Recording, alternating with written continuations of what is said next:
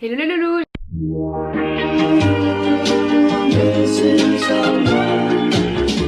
J'espère que vous allez bien. On se retrouve aujourd'hui dans une nouvelle vidéo du mois de décembre. Franchement c'est trop cool ce concept, je suis trop contente de le faire. Nous allons parler aujourd'hui d'un sujet dont j'ai envie de parler depuis un petit moment. C'est un sujet qui me touche particulièrement du fait de l'anorexie etc. Mais aujourd'hui on va parler du poids. Si vous ne me connaissez pas, j'ai été atteinte de l'anorexie pendant un an. J'ai été hospitalisée en 2019 et aujourd'hui voilà, il y a encore des choses pour lesquelles je me bats au quotidien qui sont un peu en rapport avec cette maladie. Donc je continue de suivre une psychothérapie avec une psychologue psychanalyste et on a parlé d'un sujet il y a pas longtemps en séance et je me suis dit que ça allait être trop intéressant que j'en parle sur ma chaîne. On a parlé du poids, de la conception de soi, de l'estime de soi, etc., etc. Du coup je me suis dit que ce serait hyper intéressant de parler du poids parce qu'on voit de tout sur internet, sur TikTok, etc. Je vois plein de reels, je sais pas comment on dit, qui parlent du poids, comment j'ai perdu 10 kilos, une cure de médicaments et tout. Enfin, je me dis mais oh my god quoi. Bref, du coup je me suis fait une petite to-do list de ce que j'allais vous dire parce que j'ai trop peur d'oublier plein de trucs trop importants. Tout ce que je vais dire dans cette vidéo je le pense personnellement. Après c'est des trucs encore un peu compliqués pour moi à intégrer vraiment parce que bah, voilà c'est encore tout neuf l'anorexie et tout. Mais franchement j'ai travaillé. Bref, première chose que je voulais vous dire, c'est que le poids ça ne vous définit pas. Ce qui vous définit c'est votre personnalité, votre caractère, ce que vous faites, ce que vous êtes avec les autres, ce que vous êtes avec vous-même. Le poids, votre apparence et votre corps ça ne vous définit pas parce que on a tous un corps et un métabolisme différent. On vit tous des choses différentes et ces choses là peuvent amener à des changements physiques qu'on ne contrôle pas et qu'on ne peut pas toujours contrôler. Le contrôle c'est quelque chose que je connais bien parce que bah, l'anorexie c'est vraiment le besoin de contrôle intense et ultime. Donc je sais ce que c'est mais en fait quand on tombe dans l'anorexie au bout d'un moment en fait c'est la maladie qui prend le dessus et du coup on contrôle plus rien du tout. On ne peut pas faire autrement que arrêter de manger. Il y a forcément des compulsions alimentaires qui arrivent et qu'on ne peut pas contrôler parce que c'est vraiment contre notre volonté. C'est la maladie vraiment qui nous fait parler et qui nous guide en fait dans la vie. Du coup tout ça pour vous dire que voilà il y a plein de choses qu'on ne contrôle pas, que ce soit dans une maladie TCA ou dans la vie de manière générale. Par exemple quand on subit je sais pas un décès d'un proche ou qu'on a une maladie ou qu'on a un changement de vie et tout, il y a forcément notre corps qui va parler parce que des fois quand on n'arrive pas à l'exprimer de nous-mêmes avec voilà, notre cœur, avec notre bouche ou voilà avec nos émotions, c'est le corps qui parle et qui va dire que ça va pas, donc soit qu'il va grossir, soit qu'il va perdre du poids et ça c'est des choses qu'on ne peut pas contrôler. Donc c'est pour ça que tous les corps sont vraiment différents, même en fonction de votre métabolisme. Si vous avez tendance à avoir un transit plus important que quelqu'un d'autre, forcément ça va éliminer plus facilement.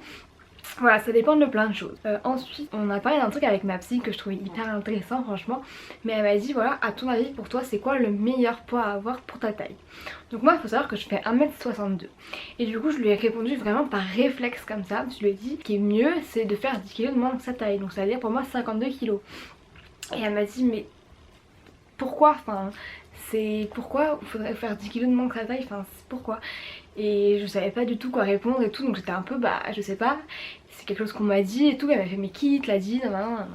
Et elle m'a dit bah écoute moi voilà, moi j'ai 52 ans, 56 ans je sais plus du tout c'est ce qu'on me disait quand j'étais petite. Donc en fait c'est un mythe, vraiment une légende de l'époque de nos parents à peu près. Et elle m'a dit c'est vraiment n'importe quoi parce que dis-toi que une mannequin par exemple qui va peut-être moins manger, pas trop faire de sport, elle va avoir 5-6 kilos de moins que sa taille.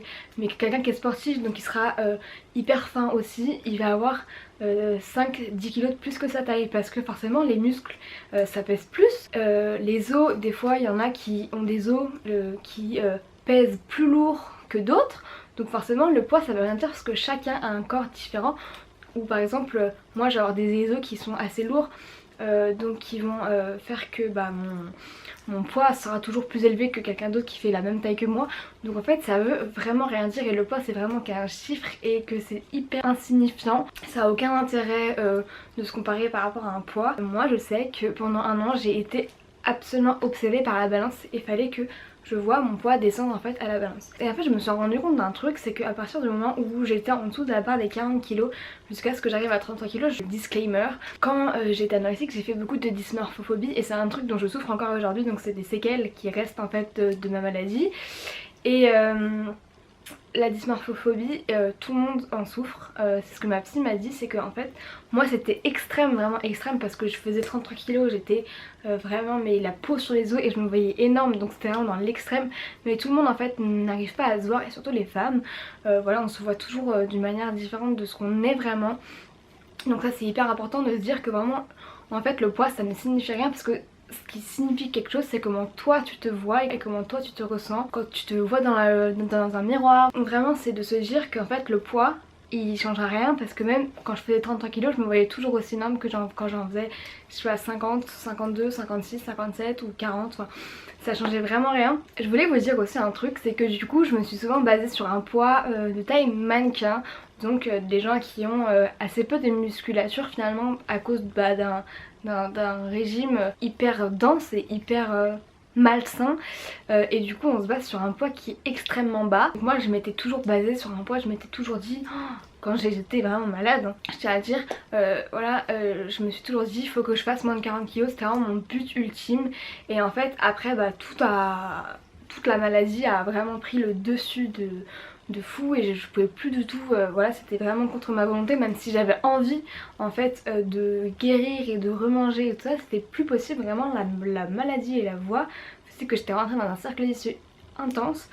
Bref, et donc du coup en fait à force de vraiment se fixer un objectif de poids qui bah, encore une fois ne veut strictement rien dire, parce que le poids ça ne représente rien, et encore moins vous-même. Donc je me suis fixé un objectif déjà forcément trop bas, parce que en fait quand on regarde par exemple l'indice de masse corporelle, donc IMC, quand je mets 40 kg pour 1m62, c'est déjà en maigreur, donc voilà, en dessous de la normale. Et donc en fait à force de me fixer un objectif trop bas, bah, en fait je suis tombée vraiment très bas, jusqu'à tomber à un IMC de famine. Déjà faut pas se fixer un objectif de poids, ça ne sert à rien, ça ne vous fera que faire des régimes malsains ou des frustrations immenses qui va vous amener à avoir des compulsions alimentaires. Une dernière chose, avoir un poids très faible, ça fait vraiment une mauvaise santé, et c'est quelque chose vraiment dont on parle pas assez. On parle beaucoup que l'obésité ça fait vraiment une mauvaise santé, mais être en famine et en maigreur, ça a des conséquences sur la santé aussi importantes que quelqu'un qui est en surpoids. C'est vraiment incroyable tout ce que moi j'ai pu avoir comme complications au niveau physique. On ne s'attend pas du tout à ça, et les conséquences sur la santé, j'en ai parlé dans ma vidéo mon anorexie sans filtre, que je vous mettrai dans le i juste ici si jamais ça vous intéresse. La maigreur, on parle très peu dans notre société. Un exemple tout bête, mais quand il y a eu le Covid, les personnes à risque c'était directement les personnes en surpoids.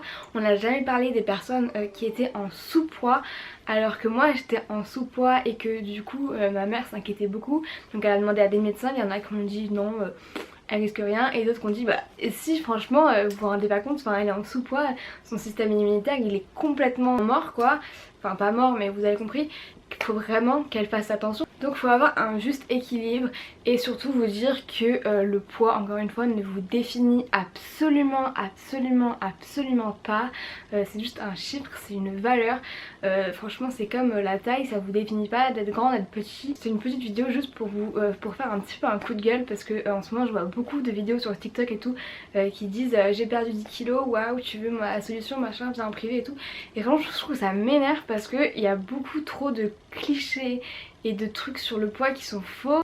Enfin en fait on en parle trop, vraiment c'est trop au cœur de notre société, et c'est vrai que c'est un peu comme ça que je suis tombée dedans, parce que bah au début c'était pas du tout le but, franchement j'avais pas du tout envie de perdre du poids, voilà, j'étais dans une routine de vie saine, voilà, j'avais perdu un peu de poids et tout, mais c'était juste voilà, pour me sentir mieux et tout, et en fait bah, j'ai perdu du poids suite à une rupture amoureuse comme vous le savez je pense, et en fait au fur et à mesure on m'a dit ah t'es belle, t'as maigri, nanana et tout, et en fait bah c'est ce truc là, cet envouement là qui fait aussi beaucoup partie du truc, du jeu on va dire. On kiffe avoir des compliments donc on continue. Ça prend une ampleur immense dans notre société, le poids et le truc, j'ai perdu 10 kilos, j'en ai perdu 5, j'en ai perdu 2 machin, mais regarde, mais c'est juste un chiffre.